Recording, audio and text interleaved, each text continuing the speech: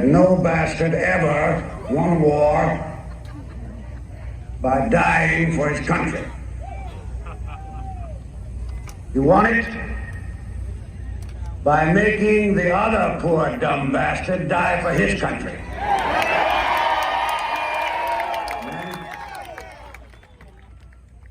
All this stuff you heard about America not wanting to fight, wanting to stay out of the war, is a lot of horse dung. Americans traditionally love to fight. All real Americans love the sting of battle. When you were kids, you all admired the champion marble shooter, the fastest runner, big league ball players, the toughest boxers. Americans love a winner and will not tolerate a loser. Americans play to win all the time. I wouldn't give a hoot in hell for a man who lost and laughed. That's why Americans have never lost and will never lose a war. Because the very thought of losing is hateful to America. Now, an army is a team. It lives, eats, sleeps, fights as a team. This individuality stuff is a bunch of crap. The biggest bastards who wrote that stuff about individuality for the Saturday Evening Post don't know anything more about real battle than they do about fornicating.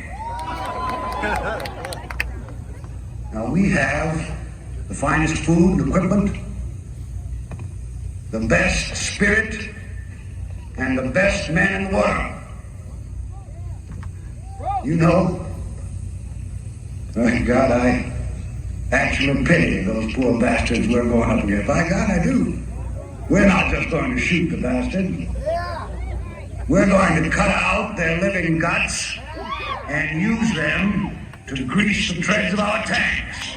We're going to murder those lousy hung bastards by the bushel. Now, some of you boys, I know, are wondering whether or not you'll chicken out under fire. Don't worry about it. I can assure you that you will all do your duty. The Nazis are the enemy. Wade into them. Spill their blood. Shoot them in the belly. When you put your hand into a bunch of goo that a moment before was your best friend's face, you know what to do. Now, there's another thing I want you to remember. I don't want to get any messages saying that we are holding our position. We're not holding anything. Let the Hun do that. We are advancing constantly, and we're not interested in holding on to anything except the enemy. We're going to hold on to him by the nose, and we're going to kick him in the ass. We're going to kick the hell out of him all the time, and we're going to go through him like crap through a goose. No. There's one thing that you men will be able to say when you get back home. And you may thank God for it. 30 years from now, when you're sitting around your fireside with your grandson on your knee, and he asks you, what did you do in the Great World War II? You won't have to say, well, I shoveled shit in Louisiana. All right, now you sons of bitches, you know how I feel.